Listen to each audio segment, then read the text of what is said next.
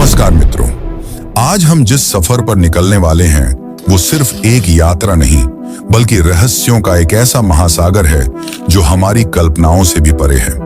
हम में से ज्यादातर लोग यही मानते हैं कि बद्रीनाथ, केदारनाथ, गंगोत्री और यमुनोत्री ही असली चार धाम हैं। लेकिन क्या होगा अगर मैं आपसे कहूं कि ये भारत के मुख्य चार धाम नहीं बल्कि 20वीं शताब्दी में कहलाए गए हिमालय के छोटा चार धाम हैं? तो फिर भारत के असली चार धाम कौन से हैं? और 8वीं सदी में आदि गुरु शंकराचार्य ने इन्हें भारत के चारों कोनों में ही क्यों स्थापित किया?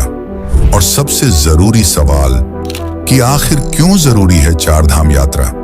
क्योंकि हिंदू मान्यताओं के अनुसार ये हमेशा कहा जाता है कि एक व्यक्ति को अपने जीवन काल में एक बार चार धाम यात्रा जरूर करनी चाहिए। आखिर इसका क्या महत्व है? हमारे सनातन धर्म में चार प्रमुख धाम हैं, जो कि है बद्रीनाथ, जगन्नाथ, रामेश्वरम और द्वारका। साथ ही चार छोटे धाम भी हैं, जो कि है केदारनाथ, गंगोत्री, यमुनोत्री और बद्रीनाथ। इन चारों को मिलकर हिमालयन चार धाम भी कहा जाता है। अब जरा आप ही सोचिए, क्या यह महज एक इत्तेफाक है कि जगन्नाथपुरी के मंदिर का झंडा हमेशा हवा की विपरीत दिशा में लहराता है? और क्यों वहां आज भी उन मूर्तियों की पूजा होती है जिनके हाथ पैर ही नहीं है? आखिर वो कौन सी शर्त थी जिसने भगवान की मूर्तियों को अधूरा ही छोड़ दिया?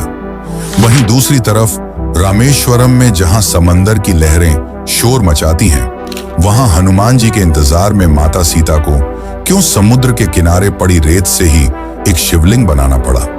और क्या सच में अरब सागर की गहराइयों में आज भी द्वारका नगरी के अवशेष मौजूद हैं, जिसे देव शिल्पी विश्वकर्मा ने मात्र एक ही रात में तैयार कर दिया था? अब अगर हिमालय की तरफ चले तो विज्ञान आज तक यह नहीं समझ पाया कि यमुनोत्री की कड़कड़ाती ठंड और बर्फ के बीचों बीच उबलता हुआ पानी और बहती ठंडी निर्मल यमुना एक ही जगह कैसे मौजूद हो सकते हैं। और मित्रों, रहस्य यहीं खत्म नहीं होते। क्या आप जानते हैं कि बद्रीनाथ, जो आज भगवान विष्णु का धाम है, वो असल में पहले भगवान शिव की तपस्या स्थली हुआ करता था? तो आखिर कैसे भगवान विष्णु ने छल से माता पार्वती और भगवान शिव से उनका ही घर मांग लिया? और केदारनाथ मंदिर, जिसने न जाने कितने भूकंप और प्रलय सहे, जो 400 सालों तक ग्लेशियर की बर्फ में दबा रहा, वो आज भी अडिग कैसे खड़ा है? जब बद्रीनाथ और केदारनाथ मंदिर के कपाट 6 महीने के लिए बंद हो जाते हैं और सब कुछ वीरान हो जाता है, तो फिर वो दीपक लगातार कैसे जलता रहता है? कौन है वो अदृश्य रक्षक जो कपाट बंद होने पर भी भगवान की सेवा में लीन रहता है? आज की इस डॉक्यूमेंट्री में हम इन सभी अनसुलझे सवालों के जवाब ढूंढेंगे, तो बिना स्किप किए वीडियो के अंत तक बने रहिए, क्योंकि अब जो आप जानने वाले हैं वो आपके रोंगटे खड़े कर देगा। साल 1926 एक मशहूर अंग्रेज पर्वतारोही एरिक शिप्टन अपनी डायरी में लिखते हैं कि उन्होंने हिमालय में एक ऐसे रहस्यमयी पुजारी को देखा था जो हर दिन बद्रीनाथ और केदारनाथ दोनों जगह एक साथ पूजा करता था, जो कि लगभग असंभव है, क्योंकि दोनों के बीच 30 से 40 किलोमीटर की खड़ी चढ़ाइयों और घाटियों वाले बर्फीले रास्ते हैं, जिससे पैदल पार कर पाना असंभव है। तो आखिर कौन था वो पुजारी? और इससे बड़ा सवाल ये है कि आखिर क्यों जगत गुरु आदि शंकराचार्य ने इन चार स्थानों को चुना? क्या यह सिर्फ सीमाओं को बांधने का जरिया था या कोई और रहस्य? इसका जवाब हमें हिंदू धर्म ग्रंथों और सदियों से चली आ रही मान्यताओं में मिलता है, जो इन चार धामों को केवल तीर्थ स्थल नहीं बल्कि साक्षात भगवान विष्णु की लौकिक दिनचर्या का केंद्र बताते हैं। पौराणिक मान्यताओं के अनुसार सृष्टि के पालनहार भगवान विष्णु हर दिन पृथ्वी पर आते हैं और इन चार दिशाओं में स्थित धामों में अपनी दिनचर्या पूरी करते हैं। मान्यता है कि भगवान विष्णु अपने दिन की शुरुआत दक्षिण भारत के रामेश्वरम धाम से करते हैं। ऐसा माना जाता है कि भगवान विष्णु यहाँ के पवित्र जल में स्नान करते हैं और फिर स्नान के बाद भगवान विष्णु उत्तर दिशा की ओर रुख करते हैं और हिमालय की बर्फीली वादियों में स्थित बद्रीनाथ धाम पहुंचते हैं। नर और नारायण पर्वतों के बीच अलकनंदा नदी के किनारे बसा यह धाम विष्णु जी की तपोभूमि है। स्कंद पुराण और अन्य प्राचीन ग्रंथों में वर्णन मिलता है कि यहाँ भगवान विष्णु गहरे ध्यान और योग में लीन रहते हैं। इसलिए बद्रीनाथ को धरती का बैकुंठ भी कहा जाता है।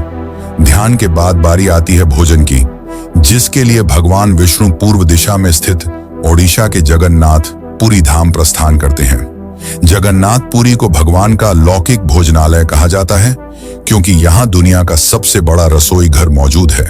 यहाँ भगवान विष्णु भोजन का आनंद लेते हैं, जिसके बाद विश्राम के लिए वे पश्चिम दिशा में स्थित अपनी स्वर्ण नगरी द्वारका पहुंचते हैं। द्वारका का अर्थ ही है मोक्ष का द्वार।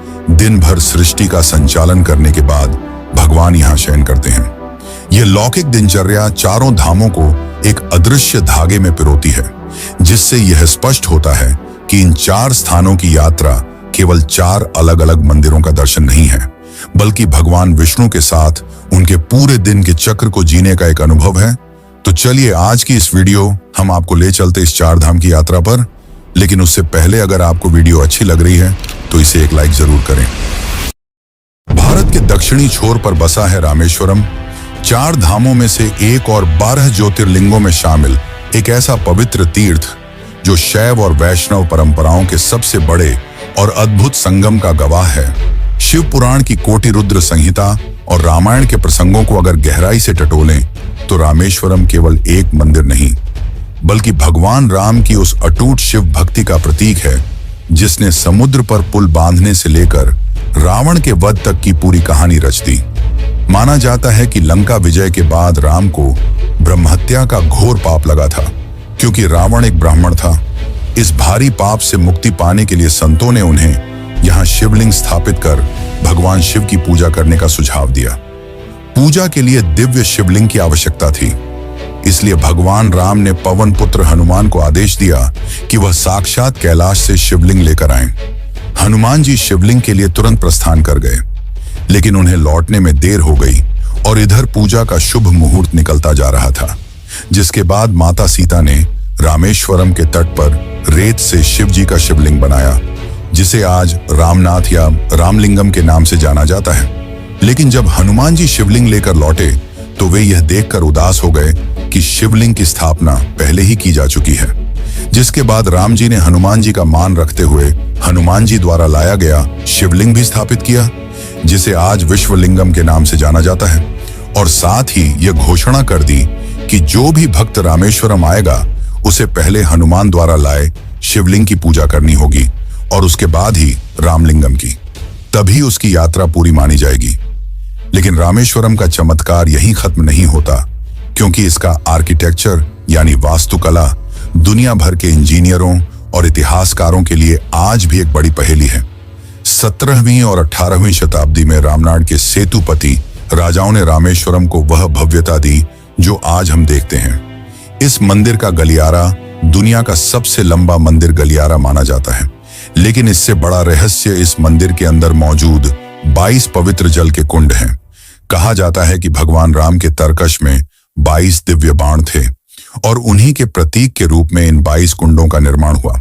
वैज्ञानिक और आध्यात्मिक दोनों दृष्टियों से ये कुंड अचंभित करने वाले हैं, क्योंकि चारों तरफ खारे समंदर से घिरे होने के बावजूद इन कुंडों से निकलने वाला जल मीठा और औषधीय गुणों से भरपूर है।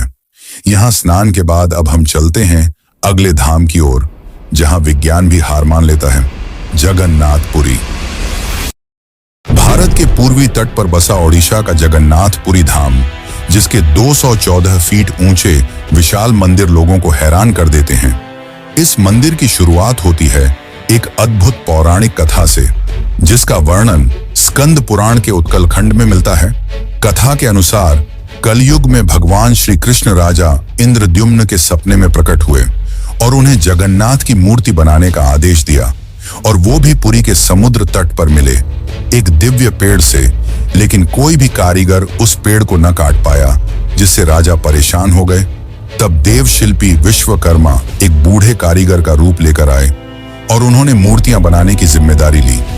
लेकिन उनकी एक शर्त थी, और वह यह कि वे एक बंद कमरे में मूर्तियों का निर्माण करेंगे, और जब तक काम पूरा न हो जाए कोई भी उस कमरे का दरवाजा नहीं खोलेगा और ना ही कोई अंदर झांकेगा। कई दिनों तक कमरे से लकड़ी तराशने की आवाजें आती रहीं, लेकिन अचानक एक दिन वह आवाज बंद हो गई।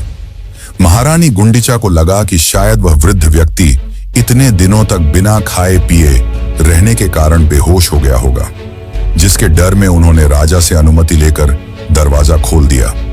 लेकिन जब दरवाजा खुला तो वहां कोई नहीं था और केवल भगवान जगन्नाथ, बलभद्र और सुभद्रा की केवल अधूरी मूर्तियां थीं, जिनके हाथ और पैर पूरी तरह नहीं तराशे गए थे। और आज भी जगन्नाथपुरी में इन अधूरी मूर्तियों की पूजा की जाती है। लेकिन जगन्नाथ मंदिर का असली रहस्य इसकी कथाओं में नहीं, बल्कि इसके आर्किटेक्चर में है। मंदिर के सबसे ऊंचे शिखर पर लगा ध्वज हमेशा हवा के विपरीत दिशा में लहराता रहता है, जो कि आज भी हैरान कर देने वाला है। और यह भी अपने आप में एक चमत्कार है कि हर दिन एक पुजारी बिना किसी आधुनिक उपकरण या सुरक्षा के 214 फीट ऊंचे गुंबद पर नंगे पैर चढ़कर इस ध्वज को बदलता है। साथ ही इस मंदिर की बनावट में इतनी सटीक जियोमेट्रिकल कैलकुलेशन की गई है कि दिन के किसी भी समय, चाहे सूरज आसमान में किसी भी दिशा में हो, मंदिर के मुख्य गुंबद की परछाई जमीन पर कभी नहीं बनती। इसके अलावा मंदिर के शिखर पर अष्टधातु से बना एक विशाल नील चक्र स्थापित है, जिसे किसी भी दिशा से देखने पर ऐसा साबित होता है मानो आपकी ओर ही देख रहा हो। यह उस समय के इंजीनियरिंग के अद्भुत कमाल है, जिसे आज ऑप्टिकल इल्यूजन कहा जाता है। आज भी कुछ रहस्य ऐसे हैं जो हमारी समझ के ऊपर है, लेकिन जो नीचे है वो है द्वारिकाधीश कृष्ण की डूबी हुई नगरी द्वारिका। भारत के पश्चिमी तट पर गुजरात में अरब सागर की लहरों के बीच बसा है श्री कृष्ण की नगरी द्वारका, जिसके बारे में कहा जाता है कि वह आज भी समुद्र की गहराइयों में मौजूद है। विष्णु पुराण के अनुसार कंस के वध के बाद कंस के ससुर जरासंध ने मथुरा पर कई बार हमले किए। हालांकि इन हमलों में जीत श्री कृष्ण की हुई, पर लगातार हो रहे हमलों से परेशान होकर श्री कृष्ण ने मथुरा छोड़ना ही उचित समझा, जिसके बाद उन्होंने देव शिल्पी विश्वकर्मा से समुद्र के बीच एक ऐसी नगरी बनाई जहां कोई दुश्मन हमला न कर सके। पूरे 36 वर्षों तक श्री कृष्ण ने इस नगरी से राज किया, जिसके बाद गांधारी के श्राप के चलते पूरी द्वारका नगरी समुद्र में समा गई, जिसके बाद हजारों सालों तक द्वारका को केवल एक काल्पनिक नगरी की तरह बताया गया। लेकिन तभी 1983 में भारत के मशहूर marine archaeologist doctor S.R. Rao ने नेशनल इंस्टीट्यूट ऑफ ओशनोग्राफी के साथ मिलकर अरब सागर में एक अभूतपूर्व अंडर वाटर एक्सकैवेशन यानी समुद्री खुदाई शुरू की, जिसने पूरी दुनिया को चौंका कर रख दिया। उन्हें समंदर की तलहटी में 15वीं शताब्दी ईसा पूर्व की विशाल पत्थर की दीवारें, ज्यामितीय आकार में कटे हुए भारी पत्थर, तांबे के सिक्के और प्राचीन जहाजों के विशालकाय लंगर मिले। सबसे चौंकाने वाली बात यह थी कि समुद्र के नीचे मिले इन अवशेषों का आकार, वास्तुकला और भौगोलिक स्थिति हूबहू वैसी ही थी जैसा वर्णन महाभारत और हरिवंश पुराण में श्री कृष्ण की द्वारका के लिए किया गया है। जिसके बाद डॉक्टर S.R. राव ने कंफर्म किया कि यह वही द्वारका नगरी है जिसका वर्णन महाभारत में मिलता है। कहते हैं कि जब मूल द्वारका नगरी समुद्र में डूब गई, तब केवल श्री कृष्ण का मुख्य मंदिर ही बचा रहा। आज जो द्वारकाधीश मंदिर हम देखते हैं, जिसे जगत मंदिर या त्रिलोक सुंदर भी कहा जाता है, उसका निर्माण भगवान श्री कृष्ण के परपोते वज्रनाभ ने लगभग 2500 साल पहले करवाया था। गोमती नदी के किनारे नरम चूना पत्थर से बना यह 7 मंजिला भव्य मंदिर करीब 157 फीट ऊंचा है। इस मंदिर में 2 रहस्यमयी द्वार हैं, प्रवेश के लिए स्वर्ग द्वार और बाहर निकलने के लिए मोक्ष द्वार। लेकिन इस मंदिर का सबसे बड़ा अजूबा इसका शिखर और उस पर लहराता हुआ विशाल ध्वज है।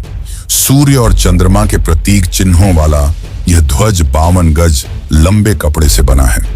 यह इतना विशाल है कि इसे 10 किलोमीटर दूर से भी स्पष्ट रूप से देखा जा सकता है। सदियों से चली आ रही एक अटूट परंपरा के तहत आज भी इस पवित्र ध्वज को दिन में 3 बार बदला जाता है और आज भी द्वारकाधीश का साम्राज्य जिंदा है। लेकिन इससे भी रहस्यमयी है देवभूमि का बद्रीनाथ। तो चलिए चलते हैं अपने चौथे धाम की ओर, लेकिन उससे पहले कमेंट में श्री हरि विष्णु जरूर लिखें। देवभूमि उत्तराखंड की अलौकिक वादियों में अलकनंदा नदी के किनारे बसा बद्रीनाथ धाम आज भगवान विष्णु का सबसे पवित्र निवास माना जाता है। लेकिन क्या आप यकीन करेंगे कि धरती का बैकुंठ कहलाने वाला यह विशाल धाम असल में भगवान विष्णु का था ही नहीं। दरअसल यह स्थान मूल रूप से देवों के देव महादेव भगवान शिव और माता पार्वती का निवास स्थान हुआ करता था।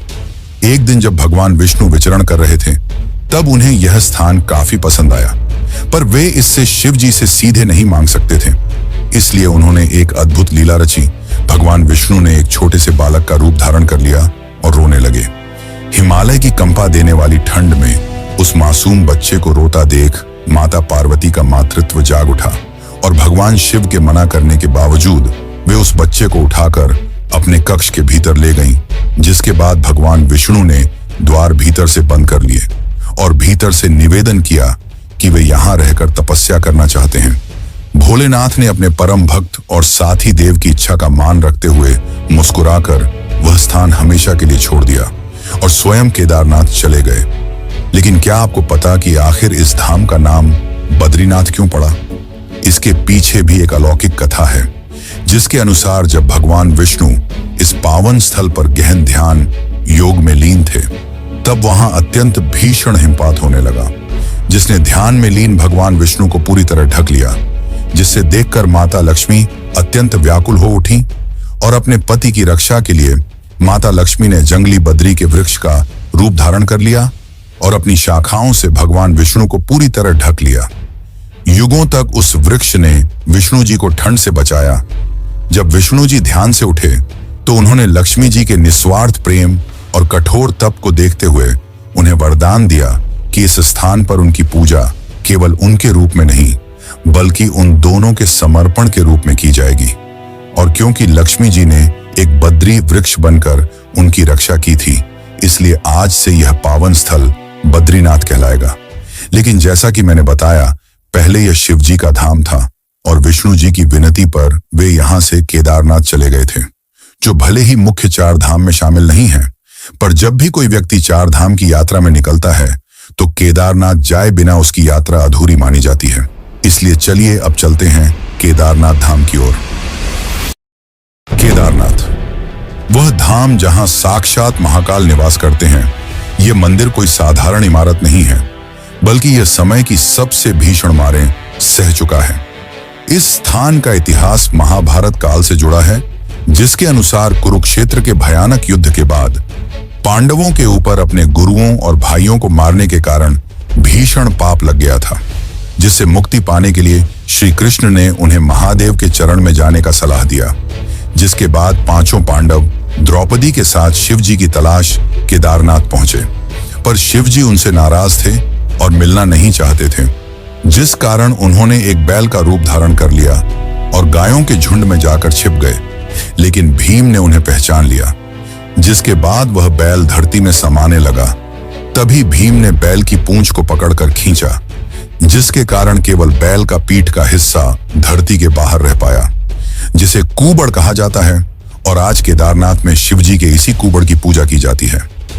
लेकिन केदारनाथ की महानता सिर्फ इन पौराणिक कथाओं तक सीमित नहीं है, बल्कि यह विज्ञान के लिए भी एक बहुत बड़ा अजूबा है।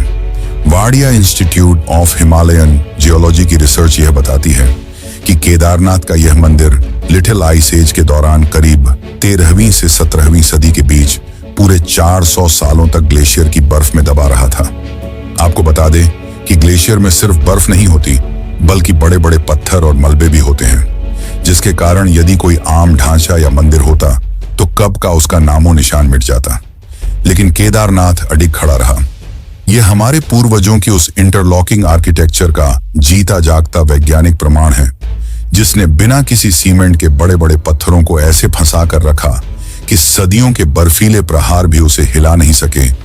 और इस मंदिर की अडिग आस्था का सबसे बड़ा और खौफनाक इम्तिहान तब हुआ जब 16 जून 2013 को केदार घाटी में प्रकृति ने अपना प्रलयंकारी रूप दिखाया।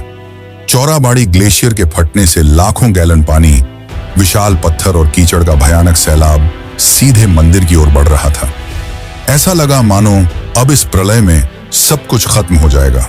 लेकिन तभी बाढ़ के प्रचंड वेग के साथ बहकर आई एक विशालकाय चट्टान बिल्कुल मंदिर के पीछे आकर रुक गई, जिसने पानी के उस खौफनाक और प्रचंड वेग को चीरकर 2 हिस्सों में बांट दिया और मंदिर को बचा लिया। आज पूरी दुनिया इसे भीमशिला के नाम से जानती है। यह प्रमाण है कि शिव आज भी केदारनाथ में वास करते हैं और अपने भक्तों की रक्षा करते हैं। वैसे मित्रों, हमने जो शुरू में 1926 के साधुओं की बात की थी, क्या आपको उसका रहस्य पता है?